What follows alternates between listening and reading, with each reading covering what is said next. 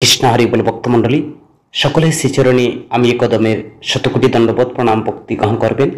আজকে আমরা জানব সনাতন ধর্মের 18টি সারমর্ম কথা, যা জানলে জীবনের পরম কল্যাণ হবে এবং জীবন পরিবর্তন হবে।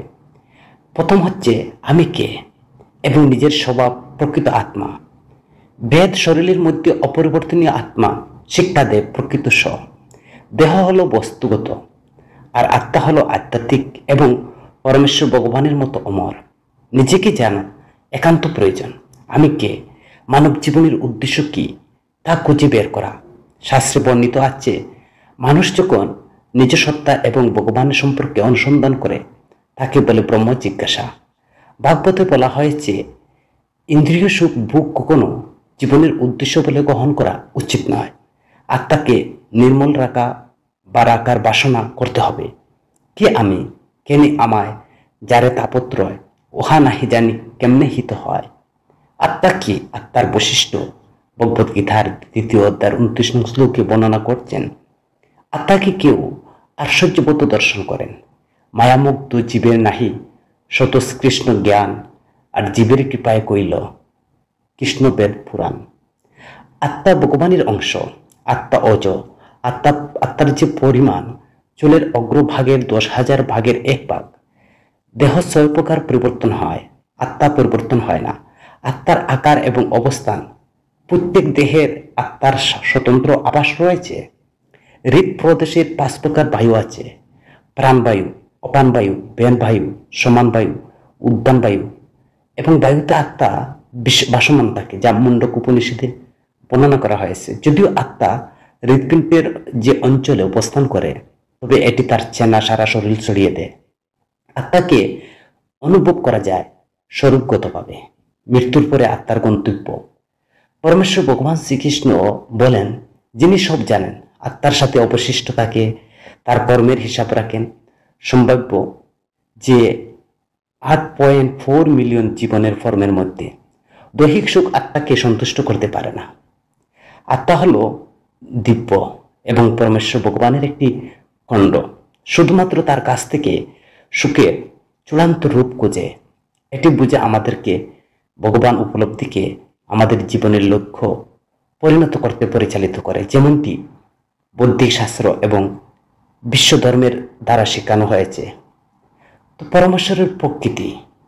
দ্বিতীয় হচ্ছে এক পরমেশ্বর ভগবান, বহু নাম। বিশ্বস্রষ্টা এক নাম, বহু নামে পরিচিত সকল ধর্মই একই শক্তি দেবতার পূজা করে। তো ভুল বুঝাবুঝি থেকে ঝগড়া হয়। তো ভগবানের কি কোনো রূপ থাকতে পারে? ঈশ্বর নিখুঁত এবং সম্পূর্ণ নিরাকার, তবু ঈশ্বর যে কোনো একটি বিন্দুতে জীবন ফর্মের একটি প্রদান করে থাকেন। আত্মা যদি রূপ ধারণ করতে পারে, তবে সর্বশক্তিমান পরমেশ্বর ভগবান চাইলে কি রূপ ধারণ করতে পারেন না? স্বর্গীয় দেবতা মানুষের বস্তুগত পুরস্কারের জন্য স্বর্গীয় দেবতার পূজা করে, কিন্তু ওই দেবতারা মুক্তি বা পরমেশ্বরকে উপলব্ধি দিতে পারে না। যে কোনো উপকরণের নিয়ন্ত্রণের সুবিধা দেয়, তারা প্রদত্ত পরমেশ্বরের কাছ থেকে আসে। তৃতীয় হচ্ছে জীবনের লক্ষ্য। আমাদের লক্ষ্য নির্ধারণের গুরুত্ব। অনন্য প্রজাতির বেঁচে থাকার জন্য পর্যাপ্ত জ্ঞান রয়েছে, কিন্তু মানুষের জ্ঞান এবং মন নিয়ন্ত্রণের ক্ষমতা রয়েছে, যা তাদের জীবনের লক্ষ্য নির্ধারণ এবং অনুসরণ করার অনুমতি দেয়। সুখের সন্ধান। প্রত্যেকের লক্ষ্য সুখ, এবং আমাদের সমস্ত কর্মীরা তা অর্জনের লক্ষ্য রাখে। নিখুঁত সুখ অর্জনের উপায়। আমাদের আত্মা অনন্ত সীমাহীন সুখের সন্ধান করে, যা পরম আনন্দ, পরমেশ্বর ভগবানের আনন্দ। এই সুখের বাসনা তখনই পূর্ণ হয় যখন আমরা পরমেশ্বর ভগবানকে লাভ করি। বেদ ঈশ্বরের শাশ্বত জ্ঞান। বেদের গুরুত্ব ইতিহাস। বেদ হলো দিব্য জ্ঞান, যা পরমেশ্বর ভগবান ব্রহ্মা সৃষ্টির কাছে প্রকাশ করেন, এবং এই জ্ঞান মৌখিকভাবে গুরুর থেকে শিষ্যের কাছে প্রেরণ করা হয়। প্রায় 5,000 বছর আগে ঋষি বেদব্যাস একজন অবতার, এটি তিনি লিখেছিলেন। অন্যান্য বৈদিক গ্রন্থ, তো এই শাস্ত্রগুলো বিশেষ করে যে ইতিহাস এবং পুরাণগুলো বেদ থেকে বিচ্যুত হয় না, তবে তার অর্থ বিস্তৃত এবং ব্যাখ্যা করে। স্মৃতিগ্রন্থ, তো পুরাণ এবং ইতিহাসগুলো স্মৃতিগ্রন্থের অংশ। ঋষিদের হৃদয়ে প্রকাশিত জ্ঞান রয়েছে, যা দেবতাদের অনুপ্রেরণার জ্ঞান স্মরণ করে। আর এই শাস্ত্রগুরু স্মৃতি বলা হয়। একজন গুরুর প্রয়োজন। অনেক ধর্মগ্রন্থের মহৎ জ্ঞান রয়েছে, যা আমরা একা বোঝা কঠিন, তবে জটিলতা সহজেই পথ প্রদর্শক পাঠকে বিভ্রান্ত করতে পারে। এতএব বৌদ্ধিক শাস্ত্রের উপদেষ্টা তাদের আধ্যাত্মিক গুরু বা গুরুর নির্দেশনায় অধ্যয়ন করুন। পরমেশ্বর ভগবানের কৃপা জ্ঞান ভালোবাসার দিকে নিয়ে যায়। দেবতাদের মহত্ব, শক্তি এবং মহিমা পূজা স্বাভাবিক বিশ্বাসের দিকে নিয়ে যায়, ভালোবাসাকে লালন করে। করুণার মাধ্যমে ভগবানকে জানুন। আমাদের উপাদান ইন্দ্রিয়, মন, বুদ্ধি নিজ থেকে ভগবানকে জানতে পারে না। ভগবান যখন তার অনুগ্রহ দান করেন, তখন তিনি তার ঐশ্বরিক শক্তি প্রদান করেন, যা আমাদেরকে দেখতে, শুনতে, জানতে এবং তাকে পেতে অনুমতি দেয়। আত্মার প্রচেষ্টার অত্যন্ত গুরুত্ব। আমাদের কাজ করার ইচ্ছা আছে। পরমেশ্বর ভগবান আমাদের কর্মের জন্য শক্তি দেন এবং আমাদের ইচ্ছামতো এটি ব্যবহার করার স্বাধীনতাও দেন। তো এই স্বাধীনতা ইচ্ছা আমাদের নিজস্ব পছন্দ করতে দেয়। ভাগ্য বনাম আত্মপ্রয়াস। 3 ধরনের কর্ম হলো সঞ্চিত কর্ম, অগণিত জীবনকাল থেকে সঞ্চিত, এটি মজুদ গঠন করে যা পরমেশ্বরকে অনুসরণ করে। আর পব্দ কর্ম, বর্তমান জীবনে অভিজ্ঞ হওয়ার জন্য জন্মের সময় নির্ধারিত সঞ্চিত কর্মের একটি অংশ, স্থির এবং অপরিবর্তনীয়। তৃতীয় হচ্ছে ক্রিয়মান কর্ম, বর্তমান জীবনে স্বাধীন ইচ্ছার উপর ভিত্তি করে সম্পাদিত কর্মকে ক্রিয়মান কর্ম বলে, যা পরিবর্তিত হতে পারে। পব্দ আমি পূর্ব নির্ধারিত, কিন্তু ক্রিয়মান হচ্ছে আমি নয়। এটা আমি আমার হাত বা আমার ইচ্ছামতো পরিবর্তন করা যেতে পারে। তো আমাদের অবশ্যই পরমেশ্বর ভগবানের অনুগ্রহের যোগ্য হতে হবে। পরমেশ্বর ভগবান আমি অকারণে করুণাময় এবং তার অনুগ্রহ প্রদান করতে প্রস্তুত, তবে এটি তখন পাওয়া যেতে পারে যখন আমরা একটি উপযুক্ত পাত্র হিসেবে আমাদের হৃদয়কে প্রস্তুত করতে ও পরিষ্কার করতে পারি। পরমেশ্বর ভগবানের কাছে আত্মসমর্পণ। ভগবান আমি সম্পূর্ণরূপে আমি ন্যায্য এবং নিরপেক্ষ, তার আইনের উপর ভিত্তি করে জগৎ পরিচালনা করছি। যদিও তিনি অনুগ্রহ বাতিকভাবে বিতরণ করেন, তবে এটি তার প্রতি বিশ্বাসকে দুর্বল করবে। দেবতার কৃপার জন্য শর্ত। ভগবান বলছেন যে তার চিরন্তন আইন আমি সহজ। যারা তাকে আত্মসমর্পণ বা তার অনুগ্রহ পাবেন। ভগবানের কাছে আত্মসমর্পণের প্রকৃতি। আমরা যদি এই 6টি পয়েন্ট বা নিজেদের মধ্যে নিখুঁত করতে পারি, আমাদের দেবতার শর্ত পূরণ করব, তিনি তার অনুগ্রহ দান করবেন। এই 6টা শর্ত কি? প্রথম হচ্ছে শুধুমাত্র ভগবানের ইচ্ছা অনুযায়ী কামনা করা। দ্বিতীয় হচ্ছে ভগবানের ইচ্ছার বিরুদ্ধে কামনা না করা। তৃতীয় হচ্ছে দৃঢ় বিশ্বাস রাখা যে তিনি আমাদের রক্ষা করছেন। চতুর্থ হচ্ছে ভগবানের প্রতি কৃতজ্ঞতা মনোভাব রাখা। পঞ্চম হচ্ছে আমরা যা কিছু আছে বা আমাদের যা কিছু আছে সবকিছু দেখতে। আর ষষ্ঠ হচ্ছে আত্মসমর্পণের গর্ব ত্যাগ করা। তো আধ্যাত্মিক গুরুর আমাদের মধ্যে অজ্ঞতা রয়েছে। আমাদের নেতিবাচক আবেগ যেমন রাগ, লোভ, হিংসা আমাদের অজ্ঞতার নির্দেশ করে। বৈদিক শাস্ত্রে প্রচুর দিব্য জ্ঞান রয়েছে, কিন্তু জটিল। এতে আমাদের তাদের অর্থ বোঝার জন্য একজন গুরুর উপর নির্ভর করি। একজন গুরুর যোগ্যতাও রয়েছে। গুরু আমি এমন একজন যিনি তাত্ত্বিক জ্ঞান এবং ব্যবহারিক উপলব্ধি পারদর্শী। ব্যক্তিগত আকাঙ্ক্ষা থেকে তিনি মুক্ত। গুরু তার ইচ্ছাকে দেবতাদের সাথে সারিবদ্ধ করে আত্মাকে উন্নত করার জন্য একটি ঐশ্বরিক উপকরণ হিসাবে পরিবেশন করেন। গুরুদেবের নির্দেশ অনুসরণ করুন। একজন সত্যিকারের গুরু আমাদের অজ্ঞতাকে দূর করতে পারেন, যদিও আমরা তার নির্দেশ অনুসরণ করি। আমাদের অবশ্যই একজন সত্যিকারের গুরুর কাছ থেকে শাস্ত্রের রহস্যগুলো শিখতে হবে এবং পরমেশ্বর ভগবানের কাছে নিকুতভাবে আত্মসমর্পণের জন্য সেই অনুযায়ী কাজ করতে হবে। আমাদের মনের গুরুত্ব। বাগান, আপনার মনের চাষ করুন। মন একটি বাগানের মতো, অনুপ্রেরণার মূলক চিন্তা ভাবনা এবং মহৎ অনুভূতি তৈরি করতে পারে যদি যত্ন সহকারে পবন হয়। ইতিবাচক চিন্তা ভাবনা রোপণ করে নেতিবাচক চিন্তাগুলোকে দূর করে মন একটি বীরত্বপূর্ণ চরিত্র বিকাশ করতে পারে। জীবন দুর্দান্ত জিনিসগুলো অর্জন করতে পারে। আপনি যেখানে আপনার মন আমি আছি, একটি প্রশিক্ষণ মন প্রতিকূল পরিস্থিতিতে আনন্দ খুঁজতে পারে। যখন একটি অনিয়ন্ত্রিত মন বিলাসিতার মধ্যে দুঃখ সৃষ্টি করতে পারে। সুতরাং কার্যকরভাবে আমরা যেখানে আমাদের মন, যেখানে আমি আছি, মনকে কিভাবে নিয়ন্ত্রণ করবেন? মন বস্তুগত শক্তি দিয়ে তৈরি। শুধুমাত্র মায়া, যা আমি দেবতার শক্তির দ্বারা নিয়ন্ত্রিত হতে পারে। যেহেতু কষ্টদায়ক পদার্থ শক্তি, আমি ঈশ্বরের অধীন, তাই ঈশ্বরের কাছে আত্মসমর্পণের মাধ্যমে মনকে জয় করার উপায়, কর্মের পথ, জীবনের কর্তব্য, প্রত্যেকেরই কর্তব্য আছে, যা মন বুদ্ধি নিয়ন্ত্রণ করতে সাহায্য করে। সনাতন ধর্মের এগুলোকে ভাগ করে। প্রথম হচ্ছে আধ্যাত্মিক কর্তব্য, পরমেশ্বর ভগবানের প্রতি কর্তব্য, যা ভক্তি নামে পরিচিত, যা আমাদের শুদ্ধ করে। এবং দ্বিতীয় হচ্ছে সামাজিক কর্তব্য, পরিবার, সমাজ এবং জাতির প্রতি দায়িত্বশীল আচরণ নিশ্চিত করা। আচার অনুষ্ঠান, কর্মকাণ্ড বা আচার অনুষ্ঠান হলো সামাজিক কর্তব্যের অংশ, যা মনকে শুদ্ধ করতে সাহায্য করে।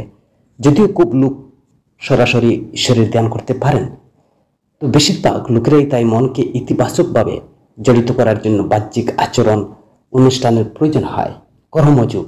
কর্মযুগে আমরা আমাদের রক্ষাকর্তা এবং সাক্ষী হিসাবে পরমেশ্বর ভগবানের উপস্থিতি অনুভব করার চেষ্টা করি, তাই আনন্দের জন্য সমস্ত কাজ সম্পাদন করি। জ্ঞানের পথ, জ্ঞানই শক্তি। জ্ঞান হলো মহান শক্তি দেয় এবং উচ্চতর জ্ঞানের অধিকারী ব্যক্তি কয়েক দিনের মধ্যে সম্পন্ন করতে পারেন, যা অর্জন করতে পারে অন্যদের অনেক বছরও লেগে যেতে পারে। তাত্ত্বিক এবং উপলব্ধি জ্ঞান, আধ্যাত্মিকতার তাত্ত্বিক জ্ঞান অনুশীলন ছাড়া ধর্মগ্রন্থ পড়া বা মুখস্থ করা জড়িত। ব্যবহারিক উপলব্ধি ঘটে যখন একজন পরমেশ্বরের কাছে বা পরমেশ্বর ভগবানের কাছে আত্মসমর্পণ করে, তার কৃপায় ব্যক্তিগত অভিজ্ঞতা লাভ করে। আর এই উপলব্ধি নিজের ত্রুটিগুলি এবং সামনে যাত্রার প্রকাশ করে, নম্রতার উৎসাহিত করে। জ্ঞানযুগ আমি আত্মা উপলব্ধির লক্ষ্য একটি আধ্যাত্মিক পথ। যদিও জ্ঞানী শেষ পর্যন্ত ভক্তির মাধ্যমে পরমেশ্বর ভগবানকে অর্জন করেন, আমি যে যাত্রাটি চ্যালেঞ্জিং করব, কারণ এর বেশিরভাগ পরমেশ্বর ভগবানের কৃপা ছাড়া আত্মপ্রচেষ্টা উপর নির্ভর করে। অষ্টাঙ্গ যুগ ব্যক্তিকে একাধিক স্তরে বিকশিত করে, কিন্তু আত্মপ্রচেষ্টার উপর নির্ভর করে এবং যা পরমেশ্বর ভগবানের কৃপা ছাড়া মনকে নিয়ন্ত্রণ করার জন্য আমি অপর্যাপ্ত। ভক্তিযোগ করা ঈশ্বরের বা পরমেশ্বর ভগবানের সাথে সত্যিকারের মিলনের দিকে পরিচালিত করে। ভক্তির পথ, ভগবানের প্রতি ভক্তি আমি আত্মার প্রকৃতি।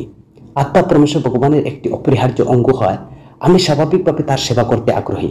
যদি ওই সেবায় আত্মা তার চিরন্তন আকাঙ্ক্ষা পূরণ করে, দিব্য জ্ঞান, প্রেম ও বিলাস লাভ করে থাকে। আমি কি? যেমন প্রেম অন্যকে খুশি করতে অনুপ্রাণিত করে, তেমনি ভক্তি আমি পরমেশ্বর ভগবানের সেবায় মহিমান্বিত করার আকাঙ্ক্ষা। এটি যে কোনো জায়গা বা যে কোনো সময়, যে কোনো কর্মের মাধ্যমে, যে কোনো প্রস্তাবের মাধ্যমে অনুশীলন করা যেতে পারে। ভক্তি ছিল যে মানব সমাজের ভিত্তি। প্রাচীন কালে ছিল ঈশ্বর কেন্দ্রিক সমাজ, সেখানে শিল্প বিজ্ঞান ছিল পরমেশ্বর ভগবানকে মহিমান্বিত করার মাধ্যমে আধ্যাত্মিক এবং পরমেশ্বরের চেতনা নিহিত। এটি বহু শতাব্দী ধরে মানব সভ্যতার মধ্যে শীর্ষস্থান হিসেবে বিবেচিত হয়েছিল। যাই হোক, আমাদের বর্তমানে যে জগতের এই মহত্ব হ্রাস পায়। পরমেশ্বর ভগবানের বিভিন্ন প্রকাশ, ব্রহ্ম, এই সর্বব্যাপী দৃষ্টিভঙ্গিতে পরমেশ্বর ভগবান আমি সৃষ্টির সর্বত্র আছি, কিন্তু তার রূপ বা বিনোদনের মাত্রা প্রকাশ করেন না। তিনি নিছক অস্তিত্ব, অনন্তকাল, জ্ঞান বিষয়গুলো পূর্ণ। জ্ঞানের যুগে এইসব ব্যাপী নিরাকার ব্রহ্মে উপলব্ধির দিকে নিয়ে যায়। তিনি হচ্ছেন ব্রহ্ম, পরমাত্মা আমি সকলের হৃদয়ে উপবিষ্ট ভগবানের প্রকাশ একটি রূপ, একটি হিসাব ধারণ করে এবং বিনোদন প্রদর্শন না করে উপযুক্ত সময়ে ফলাফল প্রদান করে। অষ্টাঙ্গ যুগের পথটি পরমাত্মার দিকে নিয়ে যায়। ভগবান পরমেশ্বর ভগবানের ব্যক্তিগত রূপ, যা সমস্ত রূপ, গুণ, বাসস্থান, বিনোদন সহযোগী প্রকাশ করে। যদি ওই দিকগুলো ব্রহ্ম পরমাত্মা বিদ্যমান, তবু তারা সুপ্ত থাকে। ভগবানের আকারে দেবতার ব্যক্তিত্বের সমস্ত শক্তি এবং দিকগুলো যা অন্যান্য রূপের সুপ্ত রয়েছে তা প্রকাশ করে। ভগবানের ব্যক্তিগত রূপের আনন্দ, সর্বোচ্চ আনন্দ, যাকে বলা হয় প্রেমানন্দ। তো আমি ভগবানের রূপে দেবতার রূপ লাভ করেছি, বা এটা আমি নিরাকার ব্রহ্ম দৃষ্টিভঙ্গির আনন্দের চেয়ে অনেক মধুর। ভগবানের ব্যক্তিগত রূপের উপাসনা করা তার গুণাবলী বৈচিত্র্যের কারণে ভক্তি সহজে এবং অনেক সহজ করে তোলে।